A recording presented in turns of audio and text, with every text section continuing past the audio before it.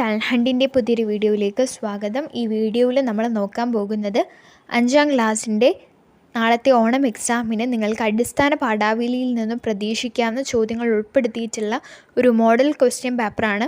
നമ്മൾ ഇതിനു മുൻപേ എല്ലാ പാഠഭാഗത്തിൽ നിന്നുമുള്ള ചോദ്യങ്ങൾ അടങ്ങുന്ന ഒരുപാട് ചോദ്യങ്ങൾ, എല്ലാ പാഠഭാഗത്തിലെയും പ്രധാനപ്പെട്ട ചോദ്യങ്ങൾ ഉൾപ്പെടുത്തിയിട്ടുള്ള വീഡിയോകൾ നമ്മുടെ ഈ ചാനൽ അപ്ലോഡ് ചെയ്തിട്ടുണ്ട്.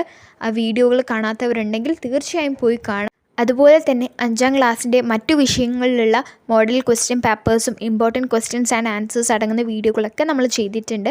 ഇനി നമ്മൾ ഈ നടക്കുന്ന ഓണപരീക്ഷയുടെ ക്വസ്റ്റ്യൻ പേപ്പേഴ്സും അതിൻ്റെ ആൻസർ കീയും ഈ ചാനലിൽ അപ്ലോഡ് ചെയ്യും. ഇതിൻ്റെ എല്ലാ നോട്ടിഫിക്കേഷൻ നിങ്ങൾക്ക് അപ്പം കാണുന്നതിനായിട്ട് നിങ്ങൾ ചാനൽ സബ്സ്ക്രൈബ് ചെയ്ത് നോട്ടിഫിക്കേഷൻ ഓൺ ആക്കി വെക്കുക. നമുക്ക് ഈ വീഡിയോയിലേക്ക് കിടക്കാം.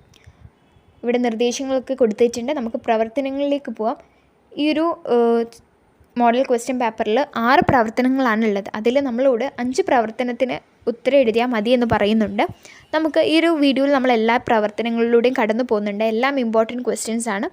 നമുക്കറിയാം, നമ്മുടെ ലാംഗ്വേജിൻ്റെ എക്സാംസിലൊക്കെ നമുക്ക് ആദ്യം എന്താണ് തരിക, നമുക്കൊരു പാരഗ്രാഫ് തരും. പിന്നീട് ആ പാരഗ്രാഫിൽ നിന്നുള്ള 5 ചോദ്യങ്ങളായിരിക്കും. അതാണ് നമ്മുടെ ആദ്യത്തെ പ്രവർത്തനങ്ങളായിട്ട് വരാറുള്ളത്. ഇവിടെ കൊടുത്തിട്ടുള്ള പാരഗ്രാഫ് നോക്കൂ. കേരളത്തിൽ വളരെയധികം നാടൻ കളികളുണ്ട്.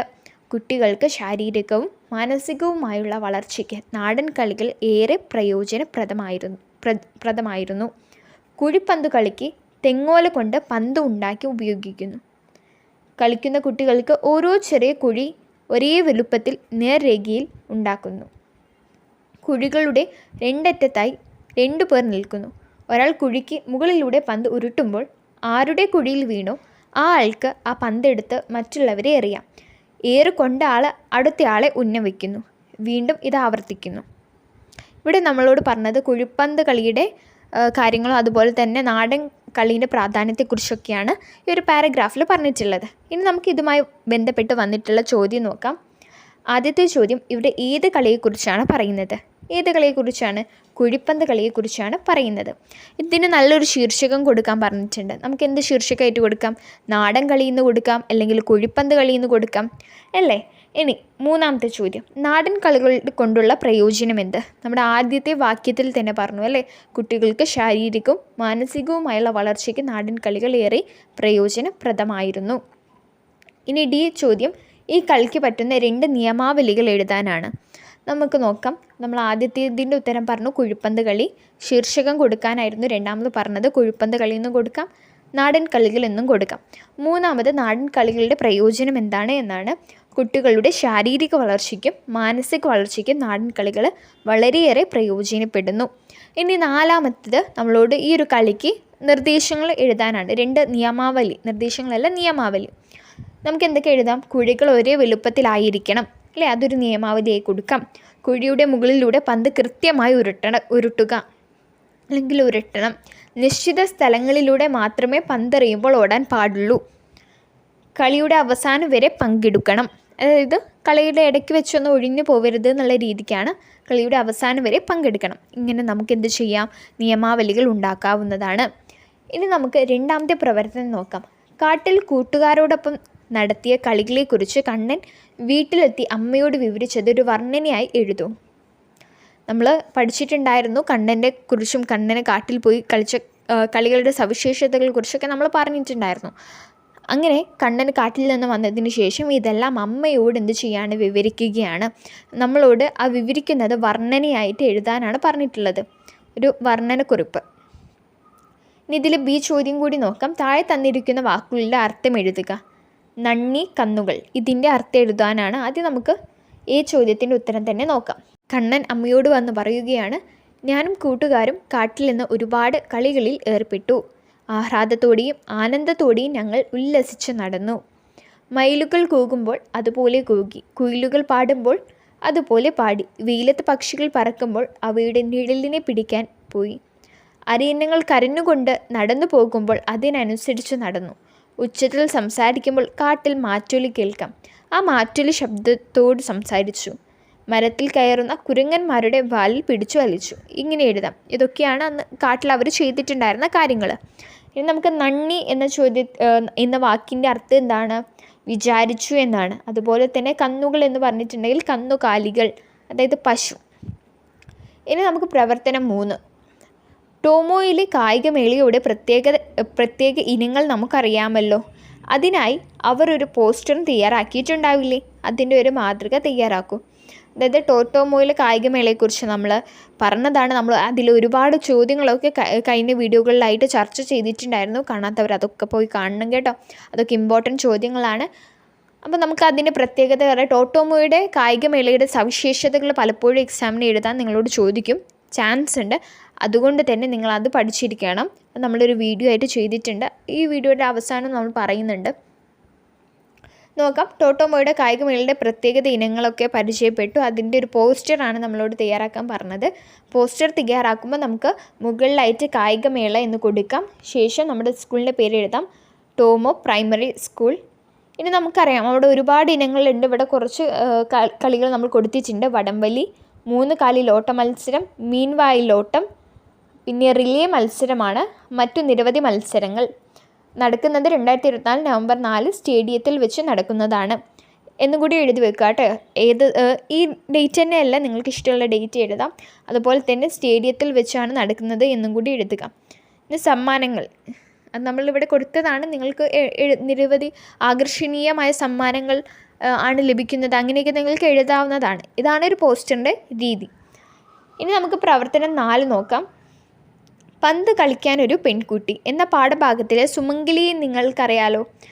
അപ്പോൾ പെൺകുട്ടികൾക്ക് ആ കളി കളിക്കാൻ പറ്റില്ല, അത് പാടില്ല എന്നൊക്കെ നമ്മൾ കേൾക്കാറുണ്ടല്ലോ. നിങ്ങൾ അതിനോട് യോജിക്കുന്നുണ്ടോ? അഭിപ്രായക്കുറിപ്പ് തയ്യാറാക്കുക. നമ്മുടെ അഭിപ്രായക്കുറിപ്പാണ് പറഞ്ഞിട്ടുള്ളത്. നമുക്കറിയാം പന്ത് കളിക്കാൻ ഒരു പെൺകുട്ടി എന്നതിൽ പ്രകാശനും മന്നക്കിളിയും എല്ലാവരും കൂടി ചേർന്നിട്ട് ഫുട്ബോൾ കളിക്കുകയാണ്. അങ്ങനെ ഫുട്ബോൾ കളിക്കുന്ന സമയത്ത് സുമംഗല അവിടേക്ക് ഓടി വരികയാണ്. എന്നിട്ട് സുമംഗല പറയുന്നുണ്ട്, ഞാനും ഉണ്ട് നിങ്ങളുടെ കൂടെ കളിക്കാൻ എന്നൊക്കെ പറയുന്നുണ്ട്.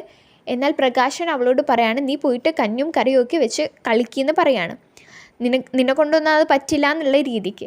അപ്പോൾ നമ്മളോടും പലരും പറയാറുണ്ട്, ഇത് നീ ചെയ്യേണ്ടത് ആൺകുട്ടികളിലാണ്, ഇത് നിനക്ക് പറ്റില്ല അല്ലേ. അങ്ങനെയൊക്കെ ഒരു ആണുങ്ങൾ ആധിപത്യത്തോടു കൂടി സംസാരിക്കുന്നതൊക്കെ നമുക്ക് കാണാം അല്ലേ. വിവേചനങ്ങൾ എന്ന് പറയാം. ഈ വിവേചനങ്ങൾ ഇപ്പോൾ സമൂഹത്തിൽ കുറവാണ്. എന്നാലും സമൂഹത്തിലുണ്ടെങ്കിൽ കൂടി നമ്മൾ എതിരെ ശബ്ദം ഉയർത്തുകയും വേണം. ഈ ഒരു ചോദ്യം നമ്മൾ നേരത്തെ ഡിസ്കസ് ചെയ്തിട്ടുണ്ടായിരുന്നു കഴിഞ്ഞ വീഡിയോയിൽ. എന്നാലും നമുക്കിതിൻ്റെ ഉത്തരം നോക്കാം. കാലങ്ങളായി നമ്മുടെ സമൂഹം എല്ലാ കാര്യങ്ങളിലും ആൺ പെൺ വേർതിരിവ് വെച്ചു പുലർത്തുന്നുണ്ട്. പന്തു കളിക്കാൻ ഒരു പെൺകുട്ടി എന്ന കഥയിലും ഇത് പ്രകടമാണ്. പന്തു കളിക്കാൻ ആഗ്രഹിച്ചെത്തിയ സുമംഗലിയെ ആൺകുട്ടികൾ പരിഹസിക്കുകയാണ്. നീ പോയി കഞ്ഞും കറിയും വെച്ച് കളിക്കുകയും എന്നാണ് അവർ പറയുന്നത്. പെൺകുട്ടികൾക്ക് പറ്റിയ കളിയല്ല ഫുട്ബോൾ എന്നാണ് ആൺകുട്ടികൾ ചിന്തിക്കുന്നത്. ആൺകുട്ടികൾ കാണിക്കുന്ന ഇത്തരം വിവേചനങ്ങളോട് യോജിക്കാനാവില്ല. ഇന്ന് പെൺകുട്ടികൾ എല്ലാ മേഖലകളിലും തങ്ങളുടെ പ്രതിഭ തെളിയിച്ചു കൊണ്ടിരിക്കുന്നവരാണ്. കായിക മേഖലകളിലും ശാസ്ത്ര സാങ്കേതിക രംഗത്തും രാഷ്ട്രീയത്തിലുമൊക്കെ ശോഭിക്കുന്നവരായി അവർ മാറിയിരിക്കുന്നു. പക്ഷേ ഈ കാലഘട്ടത്തിലും പെൺകുട്ടികൾക്ക് ആൺകുട്ടികളെ പോലെ ആവാൻ പാടില്ല എന്ന് ചിന്തിക്കുന്നവരും കുറവല്ല. അവർ പെൺകുട്ടികളെ 2ാം തരക്കാരായി കാണുന്നു. ഇത്തരം ഇടുങ്ങിയ ചിന്താഗതികൾ നല്ലതല്ല. കുടുംബങ്ങളിൽ ആൺ പെൺ വേർതിരിവില്ലാതെ കുട്ടികളെ വളർത്തിയെടുത്താൽ മാത്രമേ വേർതിരിവുകളില്ലാതെ ആണിനും പെണ്ണിനും തുല്യനീതി ലഭിക്കുന്ന ഒരു സമൂഹം രൂപപ്പെടുകയുള്ളൂ. ഇങ്ങനെ നിങ്ങൾക്ക് അഭിപ്രായക്കുറിപ്പ് തയ്യാറാക്കാവുന്നതാണ്. നമ്മൾ ഒരുപാട് ചോദ്യങ്ങൾ ഡിസ്കസ് ചെയ്തിട്ടുണ്ട്. കഴിഞ്ഞ വീഡിയോകളിലൊക്കെ ആയിട്ട് നമ്മൾ ഏകദേശം ഒരുപാട് ചോദ്യങ്ങൾ ഡിസ്കസ് ചെയ്തു. അപ്പോൾ നിങ്ങൾക്ക് എല്ലാ ചോദ്യങ്ങളുടെ ഉത്തരങ്ങൾ നിങ്ങളുടെ മനസ്സിൽ നിങ്ങൾക്ക് സ്റ്റോർ ചെയ്ത് വെക്കാനൊന്നും പറ്റില്ല എന്നുണ്ടെങ്കിൽ നിങ്ങൾ എല്ലാത്തിലൂടെയും ഒന്ന് ഓടിച്ചു പോവുക. എല്ലാ കഥയുടെ ആശയങ്ങളും മനസ്സിലാക്കുക. ഓക്കെ, എന്നാൽ നിങ്ങൾക്ക് എന്ത് ചെയ്യാൻ പറ്റും? ഏതൊരു ചോദ്യം വന്നു കഴിഞ്ഞാലും ആ ഒരു ചോദ്യം നിങ്ങൾക്ക് നല്ലവണ്ണം എഴുതാൻ പറ്റും, ആശയം അറിയുകയാണെങ്കിൽ. ഇപ്പോൾ നമ്മുടെ ഈ പന്ത് കളിക്കാനൊരു പെൺകുട്ടി എന്ന് പറയുന്ന കഥയുണ്ടല്ലോ, ആ കഥ എന്താണെന്ന് മനസ്സിലാക്കി കഴിഞ്ഞിട്ടുണ്ടെങ്കിൽ നിങ്ങളോട് അഭിപ്രായം ചോദിക്കുകയാണെങ്കിൽ പോലും നിങ്ങൾക്ക് എഴുതാൻ സാധിക്കും. ഇനി നമുക്ക് പ്രവർത്തനം 5 നോക്കാം. ഉൾച്ചേർന്ന പദങ്ങൾ കണ്ടെത്തൂ. ഒന്നാമതെത്തി ഇളകിയാടുക. ഇതിൻ്റെ ഉൾച്ചേർന്ന പദങ്ങൾ കണ്ടെത്താനാണ് പറഞ്ഞത്. ബി ചോദ്യം, കേകി എന്ന പദത്തിനൊരു പകരം പദം എഴുതുക. സി കൃഷ്ണഗാഥയുടെ കർത്താവ് ആര്? ഡി ടോട്ടോ ചാൻ മലയാളത്തിലേക്ക് വിവർത്തനം ചെയ്തതാര്? ഉൾച്ചേർന്നു പദങ്ങൾ കണ്ടെത്തുക. അതിൽ ഒന്നാമതെത്തി, അതിനെ നമുക്ക് ഒന്നാമത് പ്ലസ് എത്തി എന്നാക്കാം. ഇളകി ആടുക എന്നുള്ളത് ഇളകി പ്ലസ് ആടുക എന്നാക്കാം. കേകി എന്ന പദത്തിന് പകരം പദം എഴുതാനാണ്, അല്ലെങ്കിൽ സമാന പദങ്ങൾ എഴുതുവാനാണ് പറഞ്ഞത്. മയൂരം, മയിൽ, നീലകണ്ഠം എന്നൊക്കെ എഴുതാം. കൃഷ്ണഗാഥ രചിച്ചത് ചെറുശ്ശേരിയാണ്. ടോട്ടോ ചാന് മലയാളത്തിലേക്ക് വിവർത്തനം ചെയ്തത് അൻവർ അലിയാണ്. നമ്മൾ അവസാന പ്രവർത്തനത്തിലേക്ക് പോവാണ്. ടോമോയിലെ കായികമേളയുടെ പ്രത്യേകതകൾ ഉൾപ്പെടുത്തി ഒരു കുറിപ്പ് തയ്യാറാക്കൂ. ഇത് പ്രധാനപ്പെട്ട ഒരു ചോദ്യമാണ്. ടോമോയിലെ കായികമേളയുടെ പ്രത്യേകതകൾ ഉൾപ്പെടുത്തി കുറിപ്പ് തയ്യാറാക്കുക. ടോമോയിലെ കായികമേളയ്ക്ക് വളരെയധികം പ്രത്യേകതകൾ ഉണ്ടായിരുന്നു. മറ്റ് എലിമെൻ്ററി സ്കൂളിലേതിന് തുല്യമായ 2 മത്സര ഇനങ്ങൾ മാത്രമായിരുന്നു അവിടെ ഉണ്ടായിരുന്നത്. വടംവലിയും 3 കാലിലോട്ടവും. മറ്റുള്ളതെല്ലാം കോംബോയാഷി മാസ്റ്റർ കണ്ടുപിടിച്ചതാണ്. വിപുലമായ കായിക സാമഗ്രികൾ ഒന്നും വേണ്ട. സ്കൂളിൽ തന്നെയുള്ള സാധാരണ സാധനങ്ങളും സൗകര്യങ്ങളും മതിയായിരുന്നു ആ ഇനങ്ങൾക്ക്. എല്ലാ കുട്ടികൾക്കും പങ്കെടുക്കാൻ കഴിയുന്ന മത്സര ഇനങ്ങളാണ് അവിടെ നടത്തിയിരുന്നത്. വടംവലിയിൽ മാസ്റ്ററും മറ്റധ്യാപകരും കൂടും. യാസോഗി ചാനെ പോലെയുള്ള ഭിന്നശേഷിക്കാരായ കുട്ടികൾ മത്സരത്തിൻ്റെ നിയന്ത്രണം ഏറ്റെടുക്കും. കുറിയ കൈക്കാലുകളുള്ള തകാഷിയെ പോലെയുള്ളവർക്ക് വിജയിക്കാൻ പറ്റുന്ന തരത്തിലായിരുന്നു റിലേ ഓട്ടം ഉൾപ്പെടുത്തിയുള്ള മത്സര ഇനങ്ങൾ നടത്തിയിരുന്നത്. മത്സരാവസാനം നടത്തുന്ന സമ്മാന വിതരണവും പ്രത്യേകതകൾ നിറഞ്ഞതായിരുന്നു. ചേന, മത്തങ്ങ, ഉരുളക്കിഴങ്ങ്, ചീര തുടങ്ങിയ പച്ചക്കറി ഇനങ്ങളായിരുന്നു സമ്മാനമായി നൽകുന്നത്. അതുകൊണ്ടുണ്ടാകുന്ന വിഭവങ്ങൾ കഴിക്കുമ്പോൾ കുട്ടികൾ തങ്ങളുടെ അധ്വാനത്തെക്കുറിച്ച് അഭിമാനത്തോടെ ഓർക്കും.